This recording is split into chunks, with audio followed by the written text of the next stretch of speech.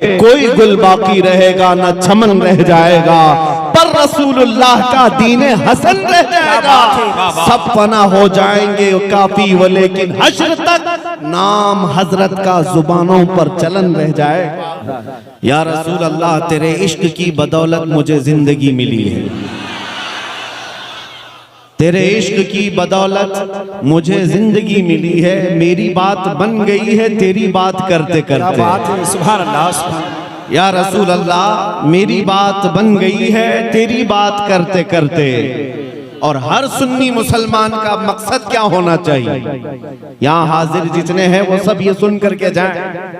है जो जिंदगानी बाकी ये इरादा कर लिया है जो जिंदगानी बाकी ये इरादा कर लिया है। या रसूल अल्लाह, तेरे मुनकिरों से आका मैं मरूंगा लड़ते लड़ते। क्या बात है, जिंदाबाद जिंदाबाद। तेरे मुनकिरों से आका मैं मरूंगा लड़ते लड़ते।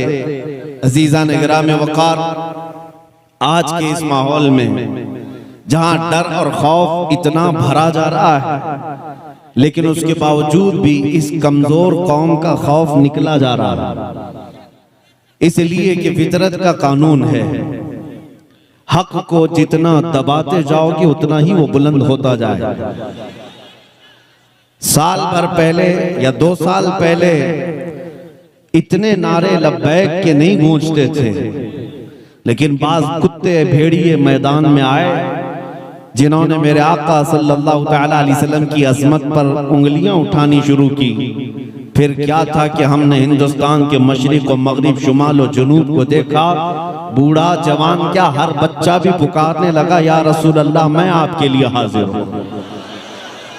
मतलब क्या होता है लब्बैक या रसूल अल्लाह का? ऐ अल्लाह के रसूल, मैं हाजिर हूँ। किस बात के लिए हाजिर हूँ? सिर्फ हाजिरी देने के लिए नहीं, मुझे इस बात का यकीन है रात के 12 बजे कोई नेता आए और इतना बड़ा मजमा जमा के दिखाए। हो सकता है 100 रुपया, 200 रुपया, 500 रुपया में तुम जमा कर लोगे इलेक्शन के माहौल में, लेकिन ये जो सुन्नियों का मजमा है ये नोटों के लिए नहीं आया है, अपनी गर्दने मुस्तफा के कदमों में निछावर करने आया है। हर एक का ये जज्बा होता है। मेरे अजीजों, मैं आज ही आ रहा था, इससे कबल भी इसी जिले के किसी इलाके में मेरा इजलास हुआ था। डिपार्टमेंट के लोग काफी परेशान रहे, हमारे रिश्तेदार हैं पूरे हिंदुस्तान भर में। वजी मियां साहब भी फरमा रहे थे, बाज़ाब्ता तरीके से कुछ लोगों ने हमारी इमेज ऐसी क्रिएट की है। मैं आज आपके इस इलाके में आ रहा था तो कुछ लोगों ने मुझसे ये कहा कि आप बार बार यहाँ जाना थोड़ा सा कम कर लीजिए, यहाँ पर एक बहुत अलग किस्म का राज है। हमने अपने दिल में ही अर्ज किया और बल्कि उनसे यही कहा, ज्यादा से ज्यादा किस बात से डराओगे हमें? बिल्डोजर से। जिंदाबाद जिंदाबाद। इससे ज्यादा क्या है तुम्हारे पास? लेकिन अल्लाह की कसम, जो हकीकी मुसलमान है वो बिल्डोजर के दांतों से नहीं डरता, जिसे ये यकीन है कि मेरे पास बाजुए हैदर कर्रार, जिसने मरहब को पछाड़ा है, जिसकी ताकत की बोलती पूरी दुनिया में बोली जाती है। बहरहाल मुसलमानों को खौफजदा होकर जीने की जरूरत नहीं। बरेली के इमाम ने 100 साल पहले हमें पुकार कर कहा था, खौफ ना रख रजा जरा, तू तो है अब्दे मुस्तफा। खौफ ना रख रजा जरा, तू तो है अब्दे मुस्तफा। तेरे लिए अमान है, तेरे लिए अमान है। मैं आज आपके सामने चंद बातें अर्ज करूंगा। नौजवान, तुम्हारे पास कुछ दौलतें हैं जिस पर तुमको खुद एहसास नहीं है, बल्कि एक अजीम दौलत जो तुम्हारे सीनों में आज भी है, जिससे पूरी दुनिया खौफजदा भी है, थर्राई हुई भी है। सबको पता है ये बिछड़ी हुई कौम है, बैकवर्ड, और बल्कि सर्वे के मुताबिक ये भी कहा जाता है कि मुसलमानों की हालत जार हिंदुस्तान में ऐसी है कि यहाँ के जो SC ST तबके से ताल्लुक रखते हैं उनसे भी पीछे आ चुके हैं। ये गवर्नमेंट की रिपोर्ट है, गवर्नमेंट के सर्वे की रिपोर्ट है। हम ये सारी रिपोर्ट्स को देखते हैं कि मुसलमानों की हालत इतनी खराब तुम ही पेश करते हो, फिर हम इनसे ही पूछते हैं जब इन मुसलमानों की हालत इतनी खराब है हिंदुस्तान में, तो 24 घंटे मीडिया में हम पर ही डिस्कस क्यों करते हो? फिर हर घड़ी हम ही टारगेट क्यों है, हम ही निशाने पर क्यों है? अरे मियां, हालत तो यह है कि हमारे नाम पर तो तुम इलेक्शन भी जीतते हो, अगर हमारा नाम नहीं लोगे तो माहौल गर्म भी नहीं होगा। वैसे आपने कभी महसूस किया इस मुल्क में और भी लोग हैं, सिख भी हैं, ईसाई भी हैं, जैन भी हैं, पारसी भी हैं, लेकिन इलेक्शन का मुद्दा तो सिर्फ मुसलमान है। उसकी वजह क्या है? मेरे अजीजों, मैं वहां आपको ले जाना चाहता हूं। मैं सियासत पे नहीं आ रहा, आपको अपनी वैल्यू और एहसास दिलाना चाहता हूं। दुनिया भौंकती है, भौंकने दो कि हम में 1000 टुकड़े हो गए, हम में से फिरके हो गए, हम में जमातें हो गई, हमारा इत्तेहाद पारा पारा हो गया, सब अपनी जगह पर। लेकिन दुनिया आज भी भौंक भौंक करके हमें बताती है कि आज भी ताकतवर तुम ही हो। क्या बात है, हक है। आज भी एहसास की जिंदगी तुम ही लोगों के पास है। इसलिए कि मुझे अंदाजा है चंद दिनों पहले की बात है, साल 2 साल गुजर रहे होंगे, एक आला अधिकारी हैं, वो हमसे बैठ करके बात करने लगे, मौलाना आप इतने एग्रेसिव क्यों होते हैं, आप इतने सख्त अंदाज में क्यों बोलते हैं? आस्था तो हमारे पास भी है, गुरु हमारे भी हैं। कहा बस फर्क है, आपने ना असली गुरु को देखा है, ना असली आस्था को देखा है। बात इतनी है, मैं एक मिसाल आपसे पूछता हूं कि अगर मैं ये कहूं कि आपकी मां बदकार है, अभी मैं जुमला पूरा किया नहीं था कि वो कुर्सी से खड़े हो कहा कि मौलाना मैं तो आपसे बात कर रहा हूं, आप तो मेरी मां पे चले गए। हमने कहा मैं आपकी मां को गाली नहीं दे रहा हूं, पूछ रहा हूं आपको क्या लगेगा। कहा दूसरी कोई मिसाल दीजिए, आप मेरी मां पे क्यों पूछ रहे हैं? मैंने कहा साहब अभी मिसाल भी आपको अच्छी नहीं लगी, वो भी मां के लिए, आप कान खोल करके सुन लें। आप जितना अपनी माँ से मोहब्बत करते होंगे, वो अपनी जगह पर करोड़ों माओ की मोहब्बत से ज्यादा मुसलमान अपनी नबी से मोहब्बत करता है। क्या बात है, जिंदाबाद जिंदाबाद, हक है। हम अपनी रूह और जान से ज्यादा जब तक मोहब्बत ना कर ले, मोमिन कामिल बन भी नहीं सकते, उस वक्त तक ईमान कंप्लीट हो भी नहीं सकता। मोहम्मद की मोहब्बत दीन हक की शर्त अव्वल है, इसी में हो अगर खामी तो सब कुछ नामुकम्मल है। क्या बात है, इसी में हो अगर खामी तो सब कुछ नामुकम्मल है। इसीलिए मैं उस नुक्ते की तरफ आपको लेकर के आना चाहता हूं। ऐ अजीजों, आज आपके दिलों में जिसने तड़प पैदा की है, जगह दिया है असमत मुस्तफा के लिए, ये बहुत ही अहम उन्वान है, बहुत अहम टॉपिक है। पता है आपको, तकरीबन 15 साल के बाद डॉक्टर इकबाल ने, शायर मशरिक ने अपनी कौम को ये मैसेज दिया था। यूरोप को देख करके आया था इकबाल, वहां की तरक्कियों को देख करके आया था, और जब कौम ने पूछा, मुसलमानों ने, कि हमारी तरक्की किसमें है, तो इकबाल ने एक ही जुमला कहा था कि मोहम्मद से वफा तूने तो हम तेरे हैं। बहुत खूब। ये जहां चीज है क्या लौहो कलम तेरे, तुम्हारी तरक्की का राज सिर्फ इतना ही है। उस नुक्ते पर आ जाओ जहां मेरे मुस्तफा ने अपने सहाबा को छोड़ा था। अजीज़ान गिरामी वक़ार, आज हजारों टॉपिक हैं आपके साथ गुफ्तगू करने के लिए, लेकिन हर उन्वान की जान मेरे मुस्तफा की जात है, हर मौज़ूए सुखन की जान नबी पाक की जात है। अगर उसमें तुम कंप्लीट हो गए तो सारे मसाइल अल्लाह यूं ही हल फरमा देगा, सारी चीजों का हल आ जाएगा।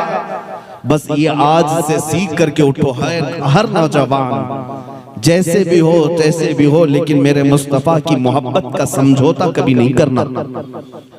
एक बात मैंने देखा है, लोग आज चाहे जितनी चीजों में बटे हुए हों, एक बात की तरफ अगर तुम आ जाओ, 1.5-2 साल पहले जब एक कुत्ता भौंक रहा था गुफे से बैठ करके हुजूर के नाम पर, और जब हमने उसको ललकार करके कहा था हम आ रहे हैं तुम्हारे जवाब के लिए, तो जानते हैं मेरे अजीजों, ये बात मैं आपको इसलिए अर्ज कर रहा हूं, हिंदुस्तान क्या पूरी दुनिया में से जितनी बड़ी खानकाएं होंगी या जितने उलमा या तंजीमें जिम्मेदार, सबके कुछ न कुछ मैसेजेस आए, दुआएं आई। अपने तो अपने जो मकतब फिक्र से हमारा कोई ताल्लुक ही नहीं, उन मकातिब फिक्र के उलमा ने भी कहा कि मौलाना आपका और हमारा इख्तिलाफ बहुत पुराना है, लेकिन गुंबद खजरा की छांव में हम और आप इस मसले में एक। क्या बात है, हक है। हुजूर की इज्जत और अजमत के सिलसिले में बहरहाल उनकी बातें अपनी जगह पर, लेकिन मैं ये महसूस करता हूं आज भी उम्मत को अगर कोई चीज जोड़ सकती है तो नाम मुस्तफा ही का। बहुत खूब, हक है। मुस्तफा करीम सल्लल्लाहु तआला अलैहि वसल्लम की अजमत व मोहब्बत, इसी बात के लिए तो इमाम अहले सुन्नत फाजिल बरेलवी रहमतुल्लाह तआला अलैहि ने कलम उठाया। जिस मसले पर सबसे ज्यादा शिद्दत की है आला हज़रत इमाम अहले सुन्नत ने, वो मेरे मुस्तफा करीम की अजमत के मामले में, अजमत रिसालत, नामूस रिसालत का मसला हमारी जिंदगी का सबसे अहम उन्वान है, सबसे अहम टॉपिक है। इसीलिए ऐ नौजवानों, अगर मेरे आका की इज्जत सलामत है तो सब सलामत है।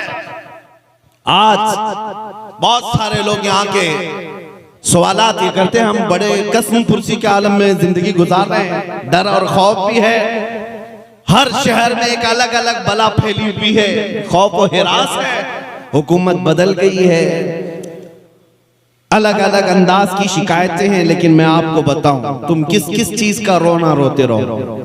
ये मुसीबतें जो तुमको बड़ी लग रही हैं, क्यों? कभी तुम्हारे बच्चे मारे जा रहे हैं, कभी तुम्हारी औरतें नीलाम की जा रही हैं, कभी तुम्हारे अजमत पर, कभी तुम्हारे दीन की अजमत पर हमले, ये रोजमर्रा की कहानियां हो गई। लेकिन ये मुसीबतें बड़ी क्यों लगने लग गई? मैं एक मिसाल बताता हूं। मदीने की उस खातून को याद करो जब जंगे उहद हो गई, 70 सहाबा शहीद हुए थे, और उहद के मैदान से जब लोग लौट करके आ रहे थे, मदीने से एक खातून दौड़ी हुई उहद के मैदान की तरफ जा रही है। आने वाले ने, किसी ने देखकर उस खातून से कहा है, बीबी तुम्हारा बेटा तो जंग उहद में शहीद हो गया। उस खातून ने इन्ना लिल्लाह पढ़ा और आगे बढ़। फिर किसी ने कहा, खातून तुम्हारा शोहर भी शहीद हो गया है। उसने कहा इन्ना लिल्लाहि व इन्ना इलैहि राजिऊन। फिर किसी ने कहा, खातून तुम्हारा भाई भी शहीद हो गया है। एक औरत है, एक औरत। किसी ने कहा तुम्हारा बाप भी शहीद हुआ है। एक औरत के लिए इससे बड़ी आजमाइश क्या है? किसी औरत के पास जाकर सिर्फ इतना कह दो, बेटा तुम्हारा जख्मी हो गया, तड़प जाएगी। माँ की ममता ये है। लेकिन मदीने की उस खातून का जिक्र कर रहा हूं मैं आपके सामने, जिससे ये नहीं कहा गया कि तुम्हारा बेटा जख्मी हुआ, ये कहा गया तुम्हारा बेटा शहीद हो गया, तुम्हारा भाई शहीद हो गया, तुम्हारा शोहर शहीद हो गया, तुम्हारा बाप शहीद हो गया। जब एक औरत को 4-4 रिश्तों की शहादत की खबर दी जा रही हो, उस औरत का हाल क्या होना चाहिए? लेकिन कुर्बान जाओ, उस मदीने की खातून ने आने वाले से पूछा, मेरे रिश्तों की मौत और शहादत की खबर दे रहे हो, आने वाले जरा ये तो बता अल्लाह के रसूल की कैफियत क्या है, मेरे आका की खैरियत बता। आने वाले ने कहा मुस्तफा करीम सल्लल्लाहु तआला अलैहि वसल्लम सलामत हैं। तो जानते हो मदीने की खातून अपना आंचल निकाल करके ये कहती है, कुल्लु मुसीबतिन बादक जुललुन या रसूल अल्लाह। ऐ अल्लाह के रसूल, अगर आप सही सलामत हैं तो हर मुसीबत हल्की है, हर मुसीबत छोटी है। ये सहाबा की जिंदगी का राज था। आज हमें यही बात लानी है कि हमें ये जो मुसीबतें बड़ी लगने लग गई, उसकी वजह क्या है? तुम नामे मुस्तफा की कदर करना सीख जाओ और उस इज्जत के लिए मर मिटना सीख जाओ, बाकी सारी मुसीबतें हल्की लगेंगी। कोई मुसीबत बड़ी नहीं है। उलमाए किराम मिंबरों पर, मसाजिद पर खुतबा, आज इनके इर्द गिर्द कुछ खौफ तारी है, जिसकी वजह से कुछ की जुबानें गंग हैं, कुछ बोलना नहीं चाहते हैं या किसी के दबाव में। मैं सबकी बातें नहीं कर रहा हूं, कुछ की बातें कर रहा हूं। वजह क्या है? ऐसा महसूस होने लग गया कि अगर मैं खुल करके बोलूंगा तो नौकरी चली जाएगी, सदर साहब नाराज हो जाएंगे, कमेटी इधर से उधर कर देगी, निकाल देगी। हमारी कुल जिंदगी कमेटी, सदर और ये खाना पानी और तनख्वाह नहीं है। असले जिंदगी तो रज़ाए मुस्तफा है। वो रसूल अगर राजी है तो पूरी कायनात हमारी है, पूरी कायनात हमारी है। कोई छूटता है तो छूटे, कोई रूठता है तो रूठे, बस बात इतनी होनी चाहिए कि मेरा मुस्तफा मुझसे दूर ना हो जाए, हुजूर की इज्जत की फिक्र करने लग जाएं। फिर देखें अल्लाह ताला पूरी मखलूक को तुम्हारे इर्द गिर्द जमा देता है। हमने देखा है बड़े बड़े अजीम तारीख के पहलवानों को। आपको पता है, आप किसी उत्तर प्रदेश का वो अजीम मुजाहिद इस्लाम जिसको तारीख किफायत अली काफी के नाम से याद करती है, जानते हो? किफायत अली काफी रहमतुल्लाह ताला अलैह को मुरादाबाद शहर में अंग्रेजों ने गिरफ्तार किया था। 8 दिन तक उनके जिस्म पर गरम स्त्री फेरी जाती थी। स्त्री को गरम करके प्रेस को और उनके जिस्म पर, नंगे जिस्म पर फेरी जाती थी, और जब चमड़ी जलती थी तो रात को उस पर नमक डाला जाता था। ये किफायत अली काफी के साथ, एक आलिम रब्बानी के साथ बड़ी मुसीबत है मेरे अजीजों। उलमा ने आज हमने देखा क्या है मुसीबत, हमने अभी मुसीबत देखा ही क्या है। जब उन्हें गिरफ्तार करके मजबूर किया जा रहा था कि आप अपनी बातों से रुजू कर लो अंग्रेज हुकूमत के खिलाफ जो बातें हैं, और हजरत किफायत अली काफी रहमतुल्लाह ताला अलैह को मजबूर किया जा रहा था। और उनकी जिंदगी में देखा लोगों ने कि वो टस से मस होने को तैयार नहीं। 8 दिन के बाद आपको फांसी की सजा सुनाई गई और चौराहे पर ले जाकर के आपको फांसी पर लटकाने का इंतजाम हुआ। ऐ लोगों, मैं आपको बताऊं, उस आलिम रब्बानी ने चूचिरा नहीं किया कि मैं फांसी से लटक जाऊंगा तो मेरे बीवी बच्चों का क्या होगा, मेरी जिंदगी क्या होगी। नहीं, मुझे एक बात मुतासिर करती है, वो ये है कि किफायत अली काफी को जब अंग्रेज पकड़ करके गिरफ्तार करके सूली पर ले जा रहे थे तो तमाशा देखने वाले लोग भी थे। आपसे पूछा गया कि अब फांसी पर जा रहे हो, आखिरी कोई ख्वाहिश है? जब किसी को फांसी के फंदे पर चढ़ाया जाता है, आखिरी ख्वाहिश पूछी जाती है, तो फांसी के फंदे पर लटकने वाला पहले ये बोल देता है मैं बीवी से मिल लूंगा, बच्चों से मिल लूंगा, रिश्तेदारों से आखिरी मुलाकात कर लूंगा, कोई चीज खा लूंगा। उसकी आखिरी ख्वाहिश ये है। किफायत अली काफी से पूछा गया फांसी का फंदा गले में डालने से पहले कोई ख्वाहिश है? किफायत अली काफी ने कहा एक ख्वाहिश है कि जमकर नाते रसूल पढ़ लो। सुभान अल्लाह, सुभान अल्लाह। एक बार हुजूर की बारगाह में गुनगुना लूं। उनको छोड़ा गया, तब किफायत अली काफी गुनगुना रहे थे, कोई गुल बाकी रहेगा न चमन रह जाएगा, पर रसूलुल्लाह का दीने हसन रह जाएगा। सब फना हो जाएंगे काफी वो, लेकिन हश्र तक नाम हजरत का जुबानों